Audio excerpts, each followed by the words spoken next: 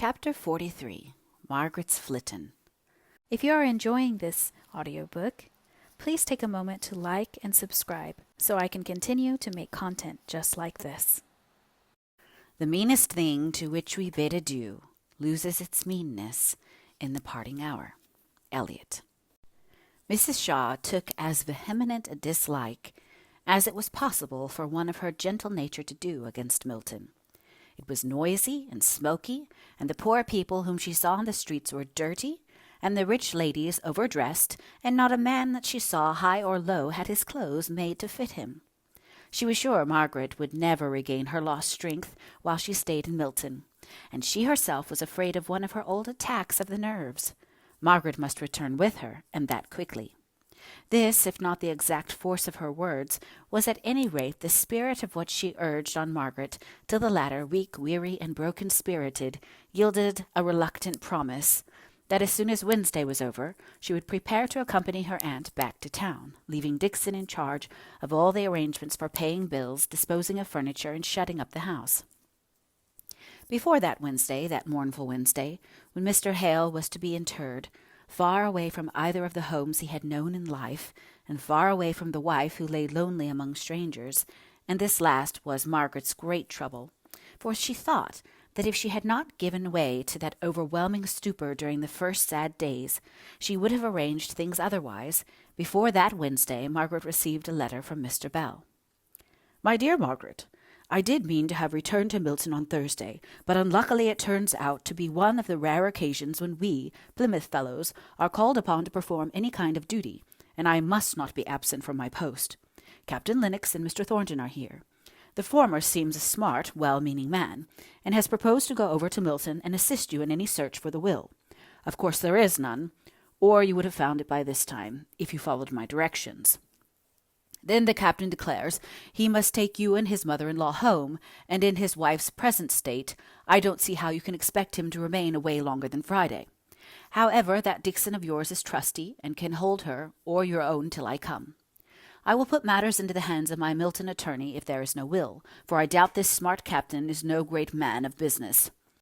Nevertheless, his mustachios are splendid. There will have to be a sale, so select what things you wish to be reserved, or you can send a list afterwards.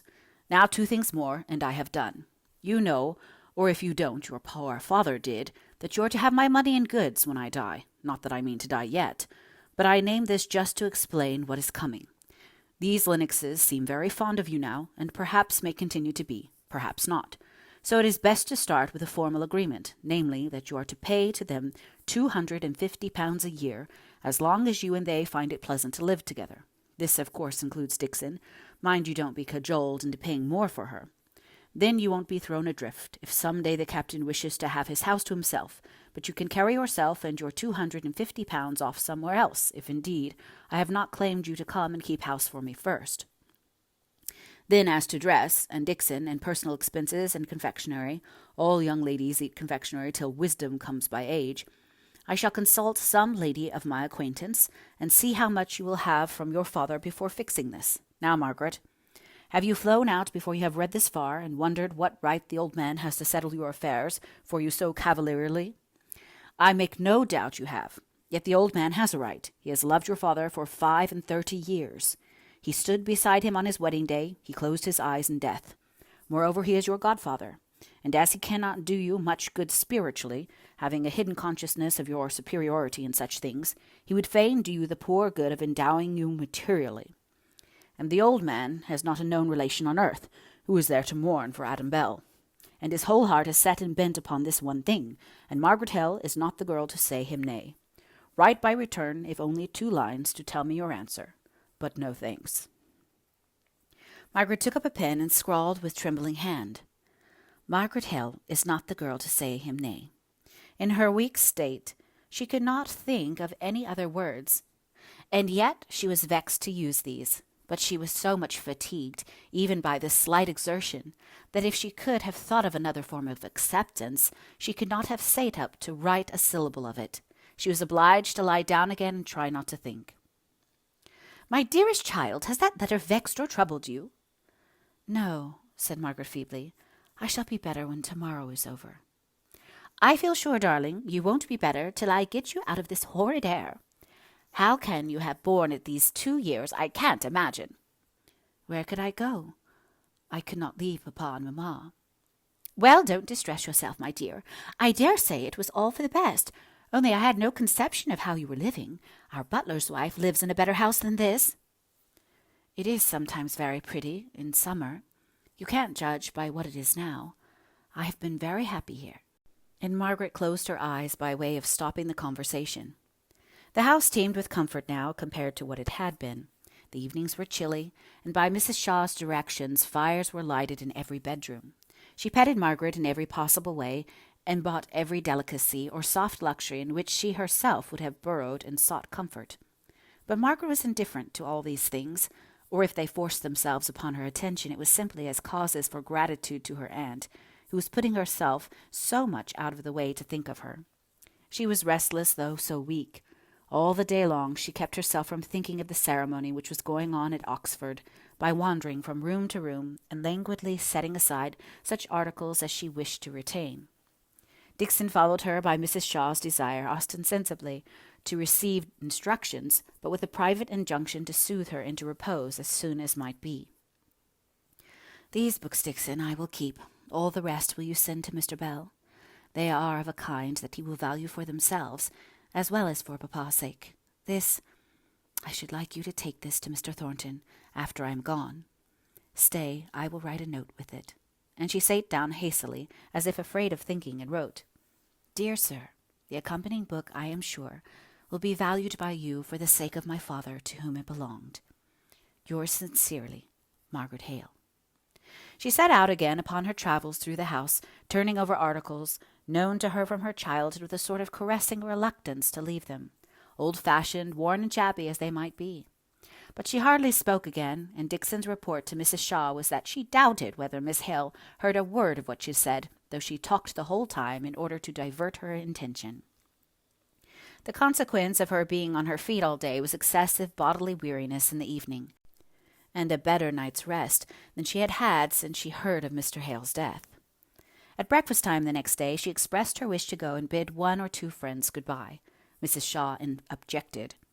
"I am sure, my dear, you can have no friends here with whom you are sufficiently intimate to justify in calling upon them so soon, before you have been at church." "But to-day is my only day. If Captain Lennox comes this afternoon, and if I must really go tomorrow." "Oh, yes, we shall go tomorrow. I am more and more convinced that this air is bad for you, and makes you look so pale and ill. Besides, Edith expects us, and she may be waiting for me, and you cannot be left alone, my dear, at your age. No, if you must make these calls, I will go with you. Dixon can get us a coach, I suppose." So Mrs. Shaw went to take care of Margaret, and took her maid with her to take care of the shawls and air cushions.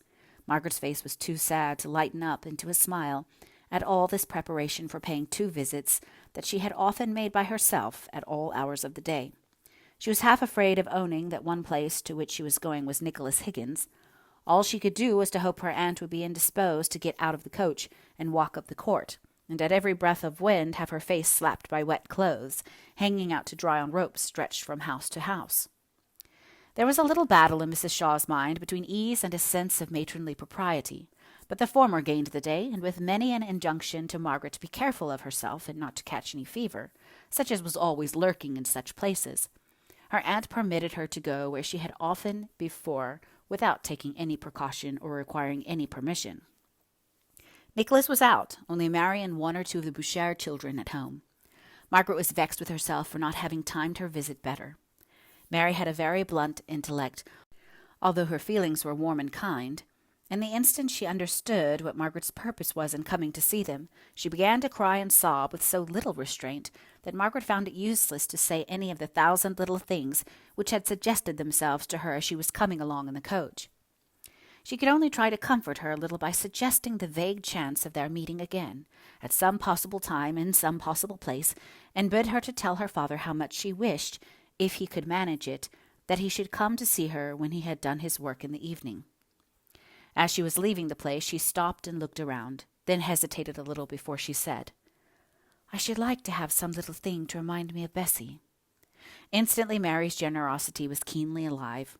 What could they give? And on Margaret singling out a little common drinking cup, which she remembered as the one always standing by Bessie's side with a drink for her feverish lips, Mary said, "Oh, take somewhat better. That only cost 4 pence." "That will do, thank you," said Margaret, and she went quickly away while the light caused by the pleasure of having something to give yet lingered on Mary's face. Now to Mrs. Thornton's, thought she to herself. It must be done. But she looked rather rigid and pale at the thoughts of it, and had hard work to find the exact words in which to explain to her aunt who Mrs. Thornton was, and why she should go to bid her farewell. They, for Mrs. Shaw alighted here, were shown into the drawing-room, in which a fire had only just been kindled. Mrs. Shaw huddled herself up in her shawl and shivered. "What an icy room," she said. They had to wait for some time before Mrs. Thornton entered. There was some softening in her heart towards Margaret. Now that she was going away out of her sight, she remembered her spirit as shown at various times and places, even more than the patience with which she had endured long and wearying cares. Her countenance was blander than usual as she greeted her. There was even a shade of tenderness in her manner as she noticed the white, tear-swollen face and the quiver in the voice which Margaret tried to make so steady. "Allow me to introduce my aunt, Mrs. Shaw. I am going away from Milton tomorrow. I do not know if you are aware of it, but I wanted to see you once again, Mrs. Thornton, to apologize for my manner the last time I saw you, and to say that I am sure you meant kindly, however much we may have misunderstood each other." Mrs. Shaw looked extremely perplexed by what Margaret had said. Thanks for kindness, and apologies for failure in good manners. But Mrs. Thornton replied, "Miss Hale, I am glad you do me justice. I did no more than I believed to be my duty in remonstrating with you as I did. I have always desired to act the part of a friend to you.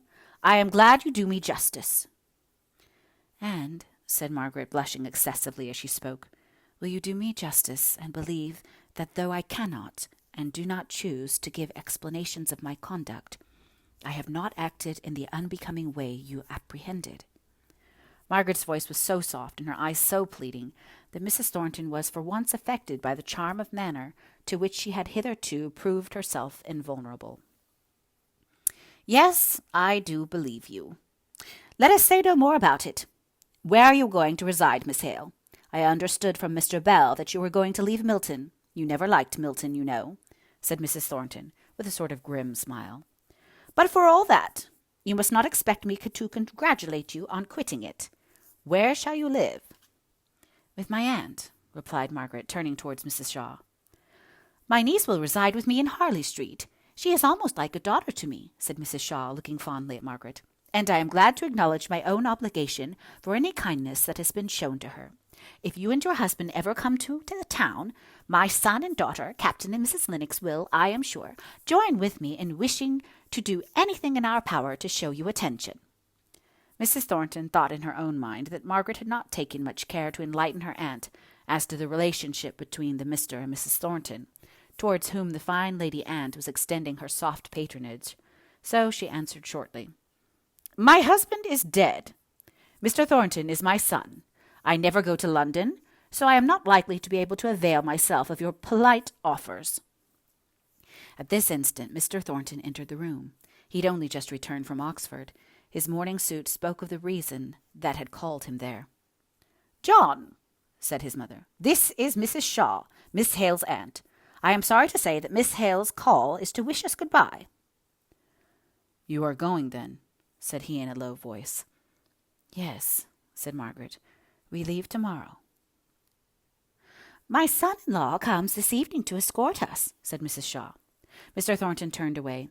He had not sat down, and now he seemed to be examining something on the table, almost as if he had discovered an unopened letter, which had made him forget the present company. He did not even seem to be aware when they got up to take leave. He started forwards, however, to hand Mrs. Shaw down to the carriage. As it drove up, he and Margaret stood close together on the doorstep, and it was impossible but the recollection of the day of the riot should force itself into both their minds. Into his it came associated with the speeches of the following day, her passionate declaration that there was not a man in all that violent and desperate crowd for whom she did not care as much as for him, and at the remembrance of her taunting words his brow grew stern, though his heart beat thick with longing love. "No," said he.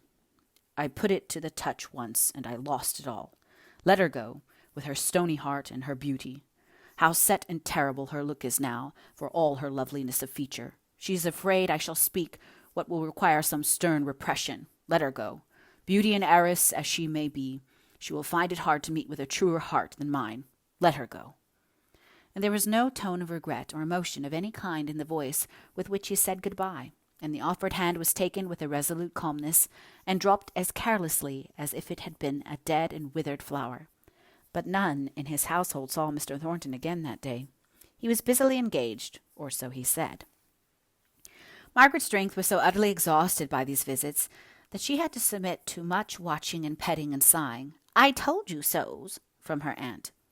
Dixon said she was quite as bad as she had been on the first day she heard of her father's death, and she and Mrs. Shaw consulted as to the desirableness of delaying the morrow's journey. But when her aunt reluctantly proposed a few days' delay to Margaret, the latter writhed her body as if in acute suffering, and said, "Oh, let us go. I cannot be patient here. I shall not get well here. I want to forget." So the arrangements went on, and Captain Lennox came, and with him news of Edith and the little boy. And Margaret found that the indifferent, careless conversation of one who, however kind, was not too warm and anxious a sympathizer did her good.